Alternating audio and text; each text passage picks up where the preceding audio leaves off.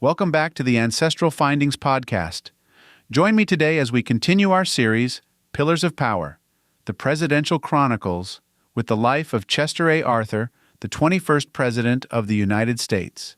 Discover how this political insider became an unexpected reformer, championing civil service reform and modernizing the U.S. Navy. We'll uncover the life and legacy of a leader who rose to the challenges of his time and left a lasting impact on American history.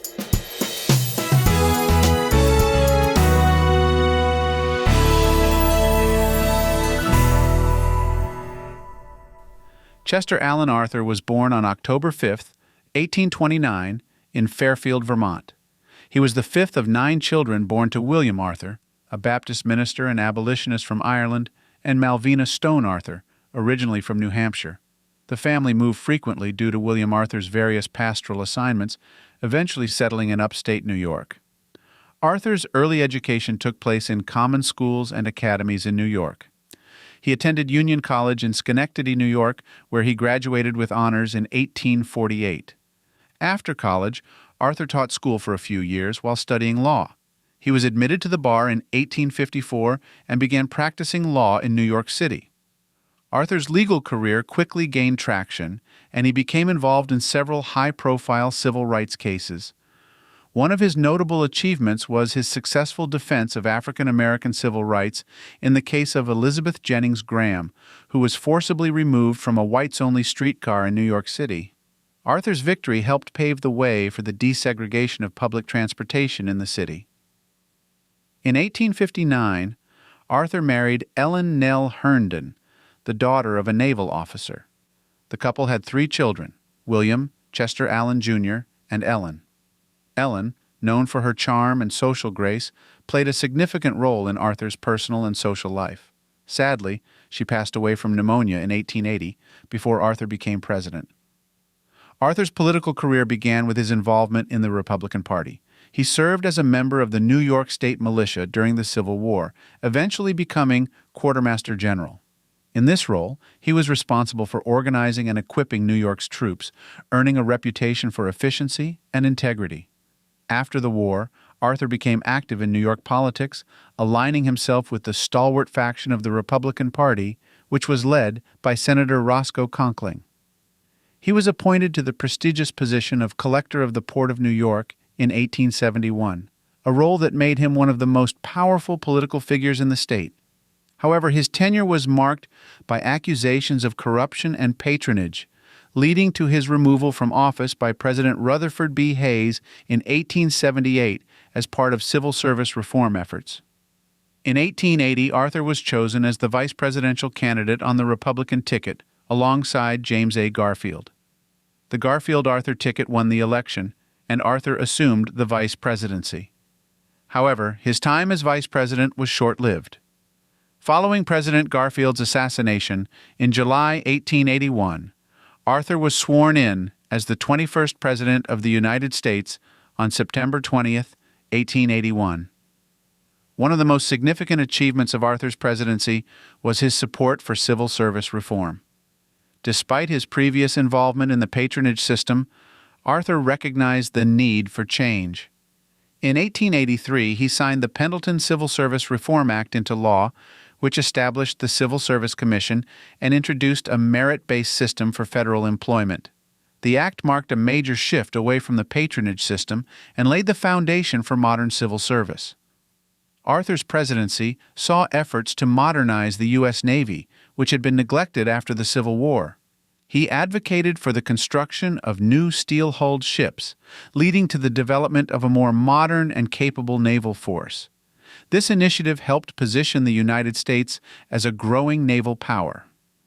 On the economic front, Arthur supported tariff reform and the reduction of excessive tariffs, which were seen as benefiting certain industries at the expense of consumers. He also vetoed the Chinese Exclusion Act of 1882, arguing that it was discriminatory, although Congress overrode his veto. Arthur's foreign policy initiatives included efforts to strengthen diplomatic relations with Latin American countries and promote trade. He supported the construction of a canal across Central America to facilitate maritime trade, although the project did not come to fruition during his presidency. Arthur was known for his refined taste and attention to detail, which extended to his personal appearance and lifestyle. He was an avid collector of fine art and antiques, and he oversaw significant renovations to the White House, including the addition of an elevator and modern plumbing. Despite his reputation as a political machine insider, Arthur demonstrated a capacity for growth and change during his presidency. His commitment to civil service reform and efforts to modernize the Navy reflected a pragmatic and forward-thinking approach to governance.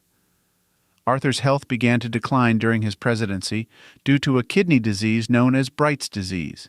He kept his condition private and continued to fulfill his duties, but the illness took a toll on his stamina and energy.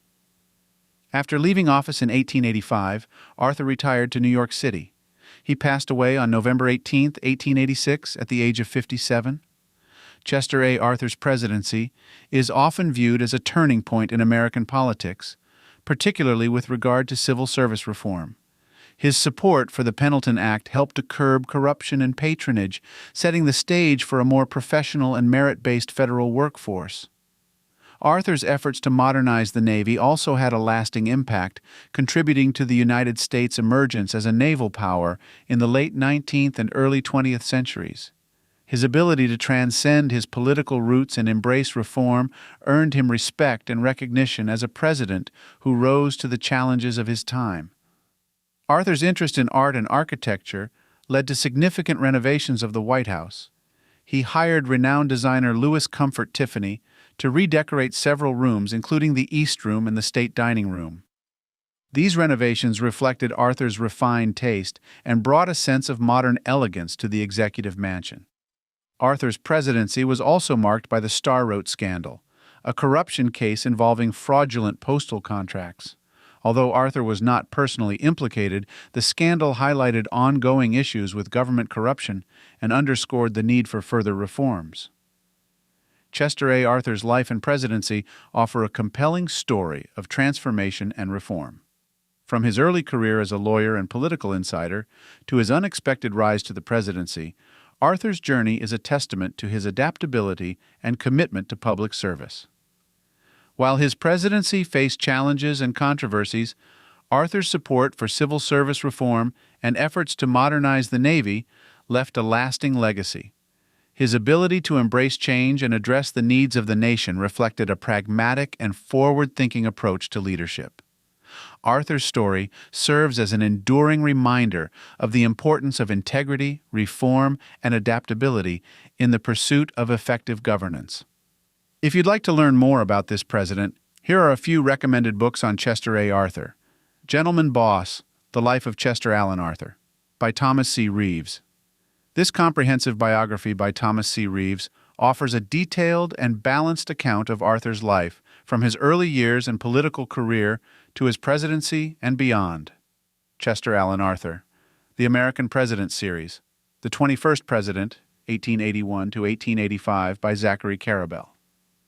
Part of the American President Series, this concise biography by Zachary Karabell provides an accessible overview of Arthur's life and presidency, highlighting his significant achievements and challenges. The Life and Times of Chester A. Arthur, by Scott S. Greenberger. Scott S. Greenberger's book delves into Arthur's life, unexpected rise to the presidency, and impact on American politics and governance. Chester A. Arthur, A Quarter Century of Machine Politics, by George F. Howe. This book examines Arthur's political career and the machine politics of his era, providing context for his presidency and reforms. President Chester Alan Arthur, His Life and Times, by Gregory J. Daylor. Gregory J. Daylor's biography comprehensively examines Arthur's life, including his early career, presidency, and legacy.